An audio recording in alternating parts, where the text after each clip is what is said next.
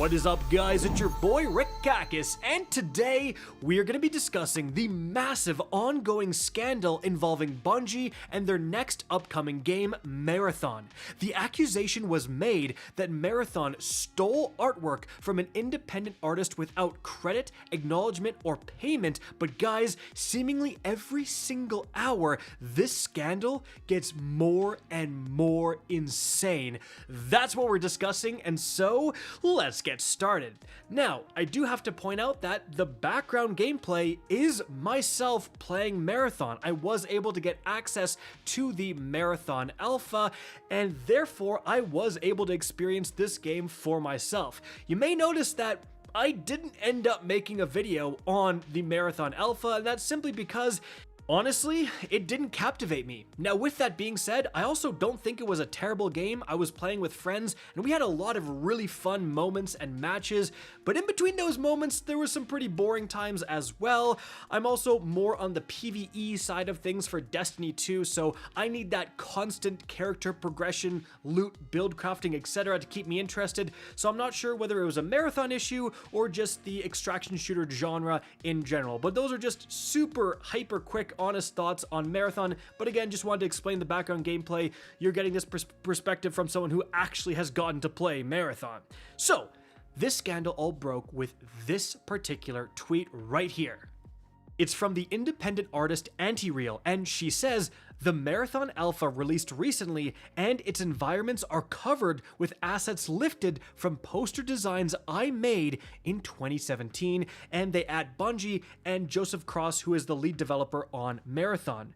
Now, they continue, "Bungie is of course not obligated to hire me when making a game that draws overwhelmingly from the same design language I have refined for the last decade, but clearly my work was good enough to pillage for ideas and plaster all over their game without pay or attribution."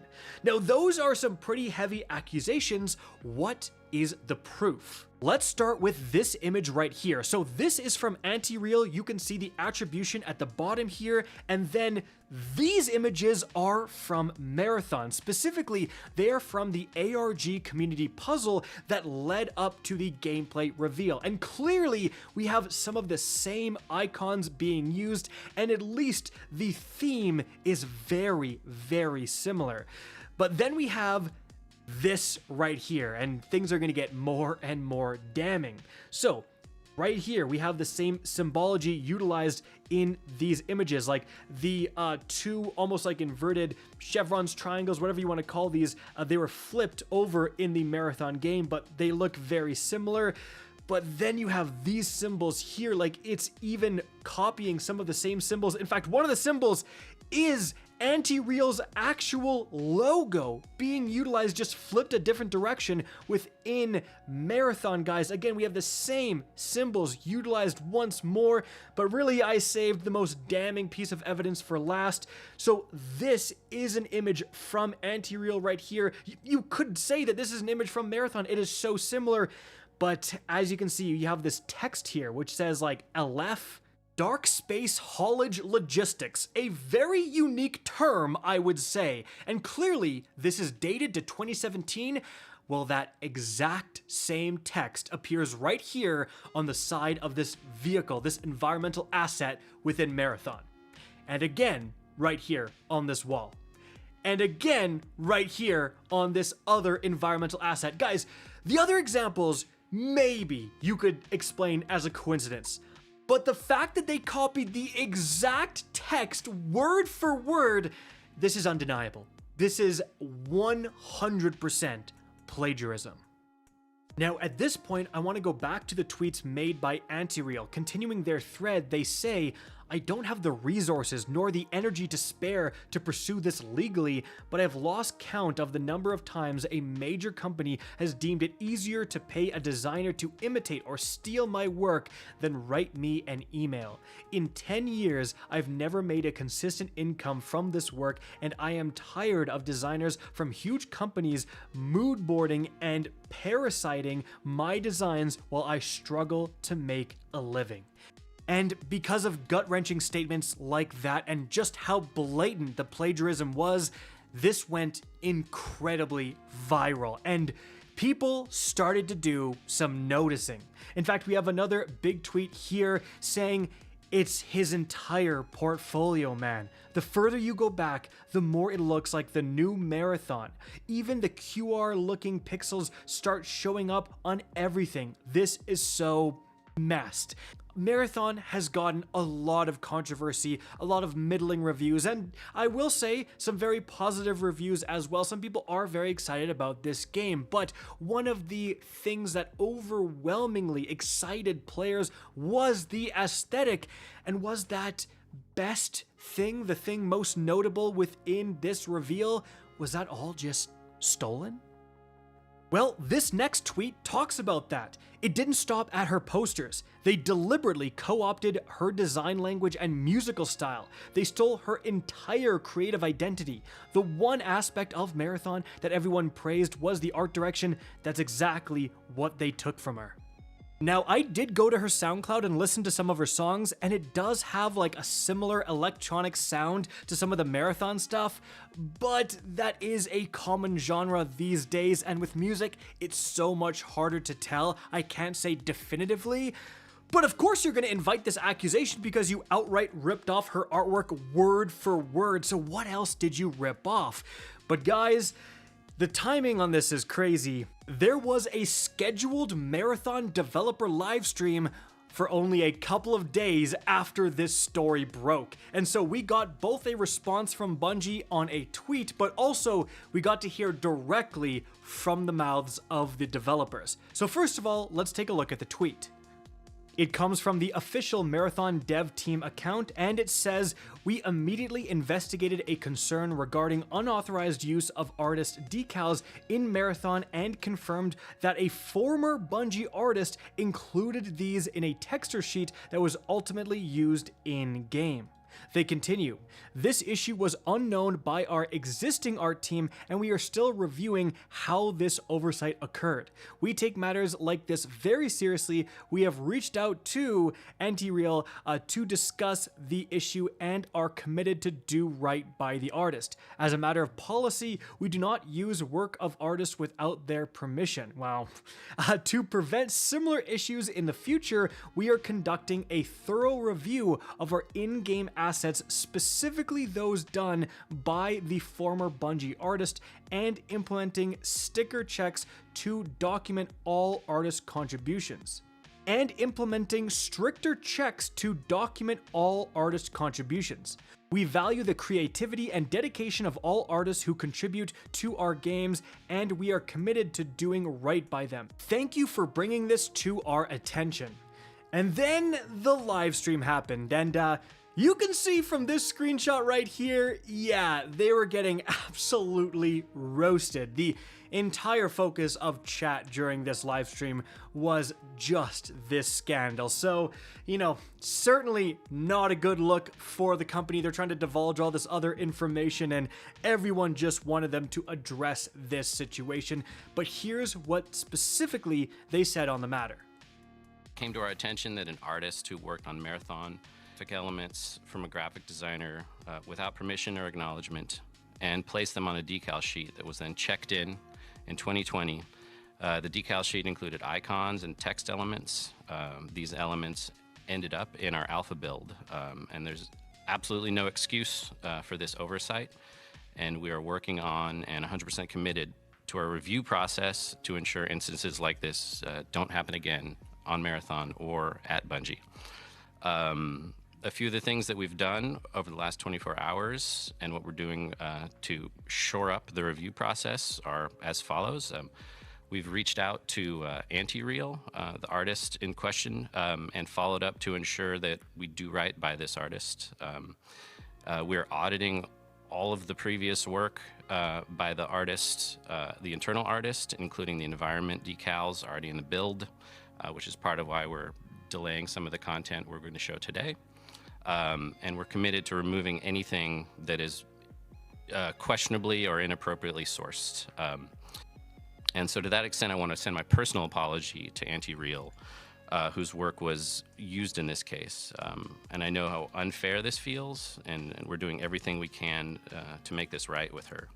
Her work is fantastic, and we clearly share mutual appreciation for a specific genre of graphic design, and it's very exciting, and I'm excited to have folded that into our style in general. So thanks for listening, and thanks for your patience.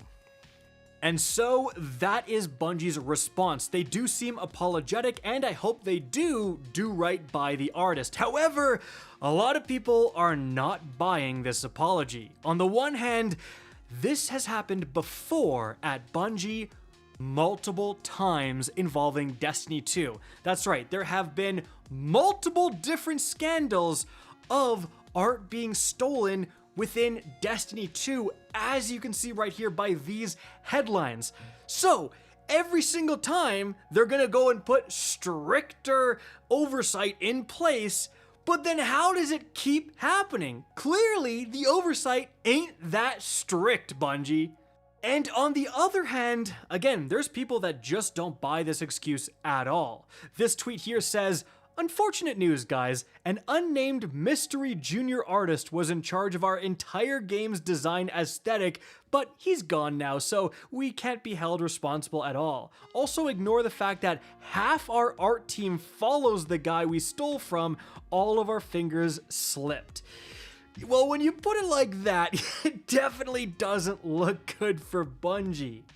And this whole thing was completely avoidable by the incredibly difficult task of just actually reaching out and paying the artist in the first place. I mean, my goodness, you have a struggling artist here. If Bungie had reached out and offered this person to license their art, they would have been thrilled. I mean, for goodness sakes, they could have probably offered them a job. Clearly, they do very good work, good enough to plagiarize. So, like, why? Why would Bungie do that? Okay, yeah, you avoided having to pay them, I don't know, I'm just making something up, $100,000, $250,000 to license all of their art.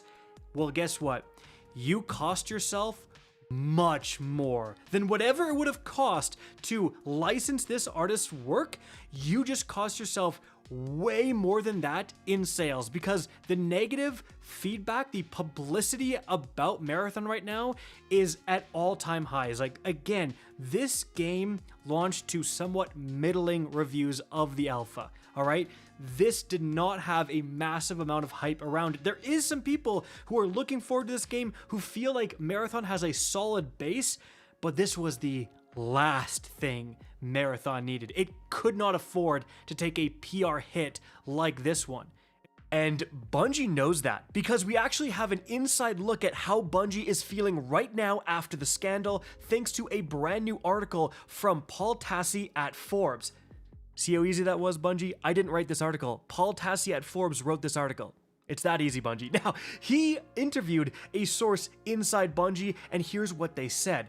First of all, the public explanation for the art theft, one ex-employee taking things in 2020, is the same one being given internally at Bungie among the rank and file, so their story is consistent there. Now, the Sony and Bungie legal teams are sorting through this, and there is unlikely to be any new information as all of this continues to unfold. It's not clear how long an audit will take of the assets to remove or find any more plagiarisms, as it's an expensive enough process to have Bungie not even show any footage at all during that recent live stream that we looked at.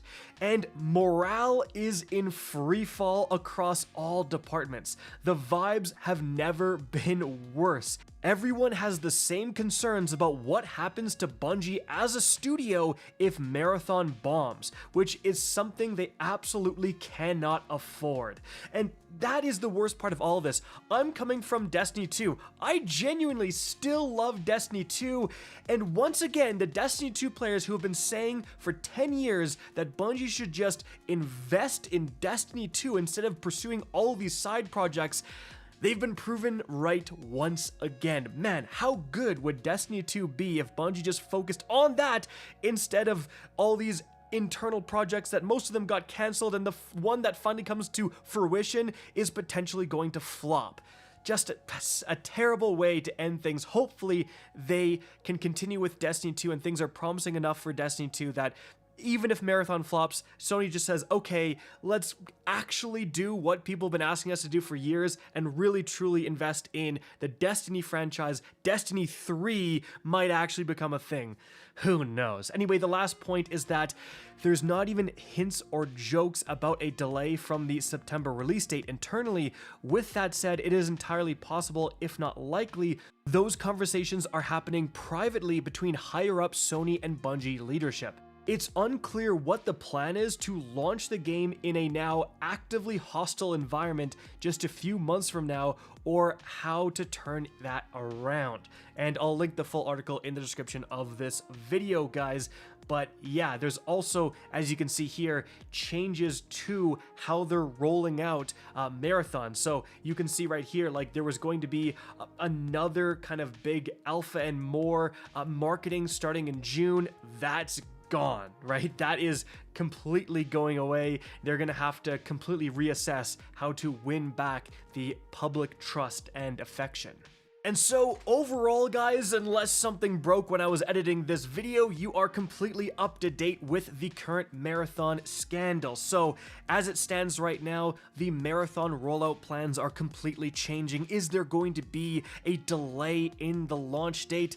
We really don't know, but things are not looking good for Marathon certainly, and for Bungie as a whole. And again, I talked about this earlier, but really just as a Destiny 2 player, as a Destiny 2 fan, it's really sad to see, right? It's really sad. It's upsetting to see because it's just like, I just want the game I love to be improved, to get the resources it needs. And there's so many, like Destiny 2 always gets memed on as a dead game, but it's still one of the most consistent games on Steam. It always has a pretty solid player base. When new content comes out, when good DLCs come out, you get massive spikes. Like, it is still a game trucking along, doing a lot of things right. And is it going to be dragged down into deep waters and potentially sunk thanks to this alternate game that really no one asked for?